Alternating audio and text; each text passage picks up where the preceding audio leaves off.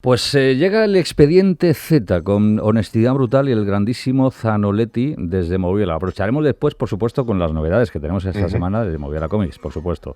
Segunda parte del dedicado a superhéroes en su día. Lo dejamos ahí, Blowing in the Wind. ¿Recuerda, Javier?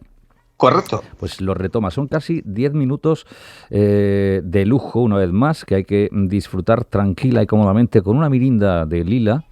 Y dos, de lila limón. Sí. Lila limón y dos cubitos de hielo también que yo voy a añadir. Así que, querido expediente Z Zanoletti, cuando quieras, vamos a por ello. Retomo la pregunta sobre superhéroes que dejé sin responder hace 2 programas.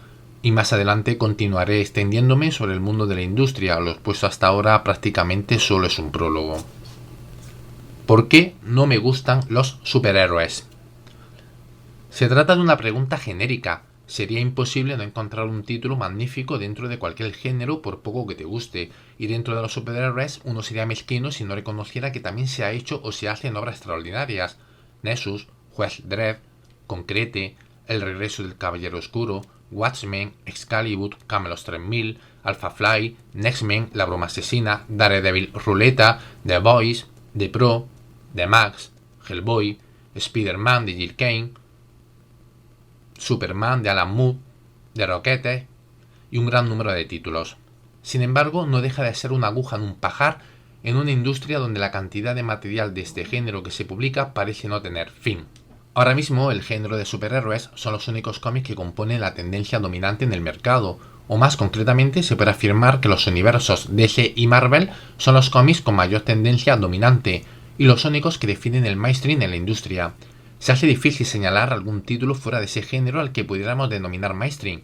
Los hay, por ejemplo Mortadelo y Filemón o la gran cantidad de manga industrial que nos llega.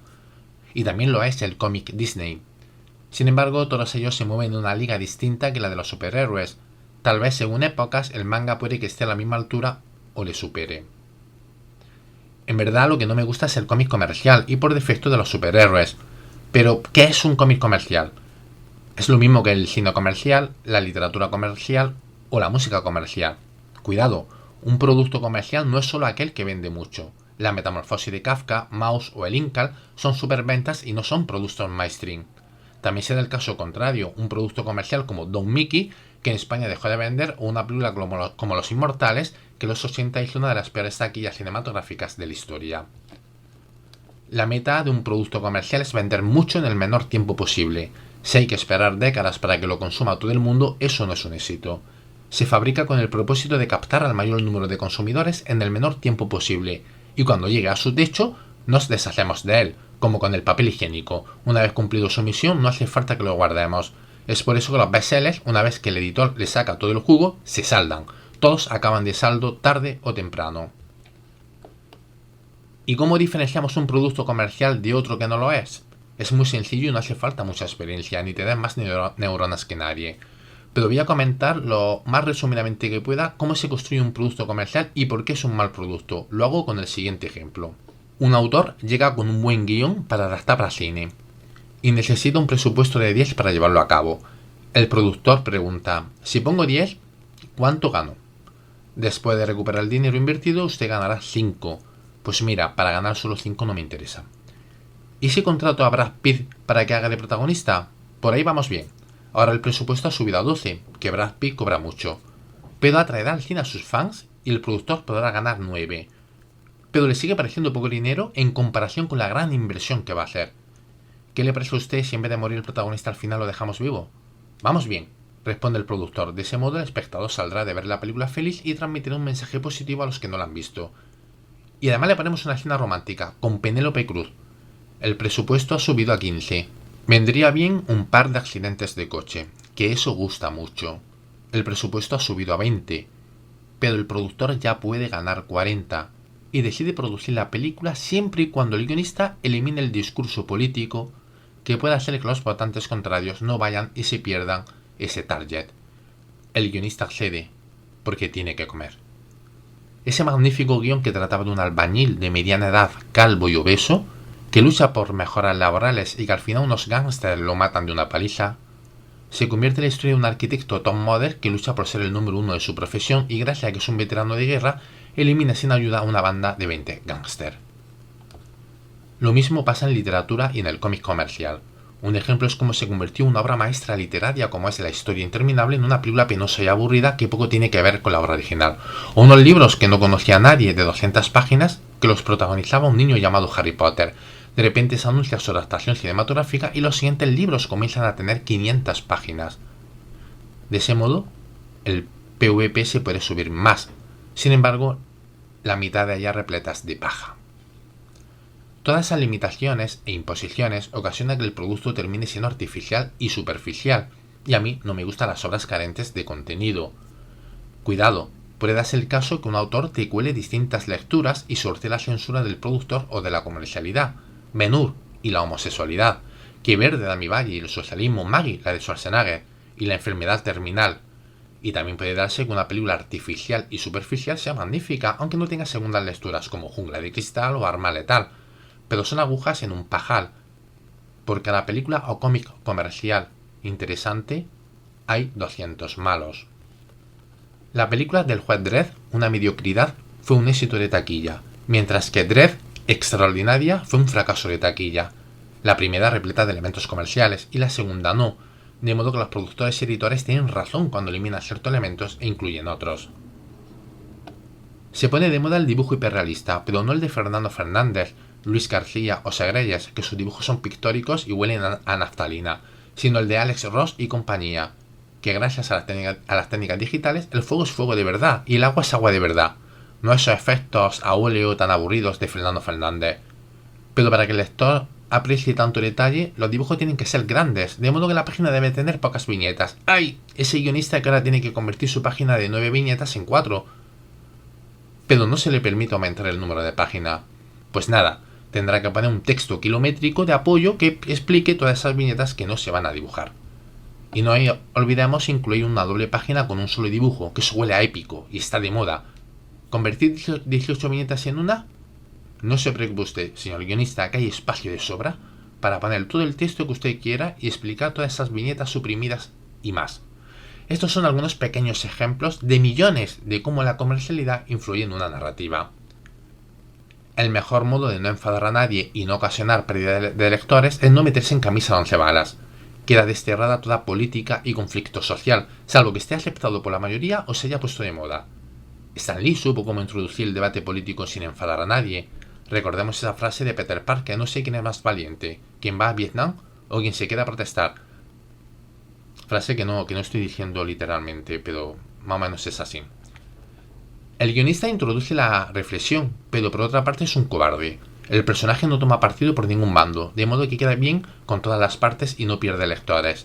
Probablemente no le hubieran dejado que Peter Parker hiciera un juicio de valor más profundo. ¿Alguien es capaz de indicar la inclinación ideológica de los superhéroes más populares? Podríamos decir que es un dato innecesario. Sin embargo, con Alan Moore no había problemas. Rothschild es fascista. Incluso como lectores empatizamos con el personaje. O el Daredevil de Miller es de tendencia ultraderecha. Y no dudaba en demostrarlo. Sin embargo, el Daredevil de Ag Nocenti se inclinaba hacia la izquierda política.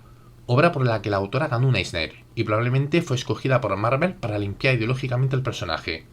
Con todo, pocos conocen la etapa Nocenti y encuentran más popular el Daredevil de Kevin Smith, Mark Waid o Michael Bendis, aunque sean menos interesantes.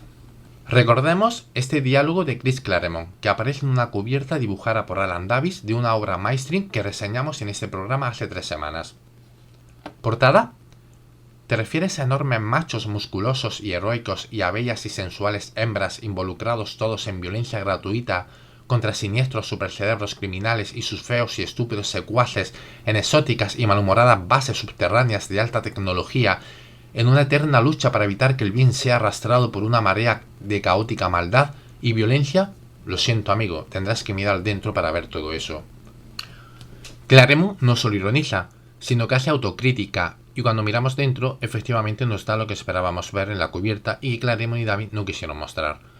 Los autores son conscientes que deben hacer cómic comercial, si quieren mantenerse en el mercado. Solo unos pocos, como Claremont, son capaces de hacer calidad sin salirse de los márgenes impuestos por el mercado, pero es una aguja en un pajar. Prestemos atención a esta introducción de Doug Murray para un cómic Marvel bélico que ya reseñamos alguna vez por el programa. Es auténtico, o al menos todo lo auténtico que paramos una serie que se vende en kioscos y que lleva el sello del Comic Code. Todos sabemos que el general McAuliffe en realidad no le dijo una porra al jefe alemán en Bastogne. No puedo prometeros que lo mostraremos todo, pero os prometo que mostraremos en términos básicos lo que la guerra fue de verdad para aquellos que lucharon en ella. Una declaración inteligente del guionista que adelanta que a su obra se le ha impuesto limitaciones comerciales y que el lector debe leer entre líneas.